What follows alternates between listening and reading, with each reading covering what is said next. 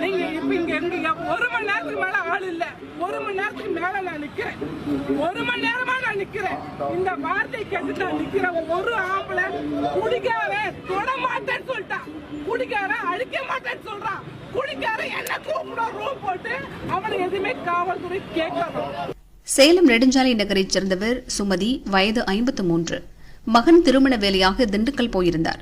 அங்கிருந்து கரூர் வந்து சேலம் பஸ் மாறி செல்ல காத்திருந்தார். அப்போது போதையில் வந்த ஆசாமி சுமதியை அழைத்துள்ளார். தகாத வார்த்தைகள் பேசி அவர் கையை பிடித்து இழுத்துள்ளார்.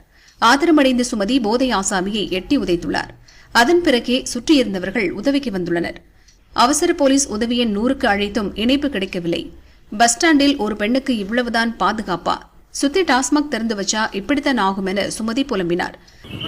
பஸ் ஸ்டாண்ட்ல ஒரு பொண்ணு தனியா நிக்கவே முடியாதா? கூடாதா? அப்ப ஊர்ல வரவங்க ஆள் கூட்டா வருவாங்களா?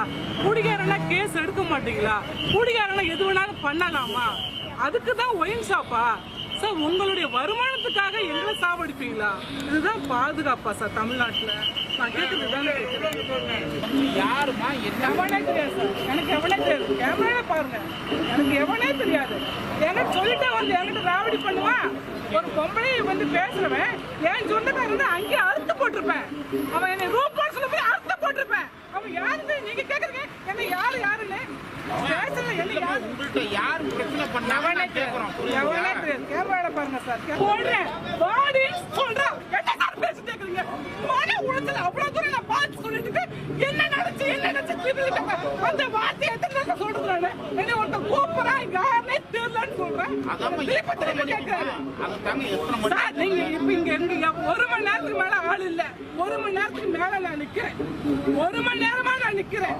இந்த வார்த்தை கேட்டு நான் நிக்கிறேன். ஒரு ஆம்பளை குடிக்காரன் தொட மாட்டேன்னு சொல்லிட்டான். குடிக்காரன் அழிக்க மாட்டேன்னு சொல்றான். குடிக்காரன் என்ன கூப்பிட ரூம் போட்டு அவனை எதுவுமே காவல்துறை கேட்கணும். கேஸ்ல இருந்த மாட்டேன் பண்ண மாட்டேன் அப்படின்னு சொல்றாங்க.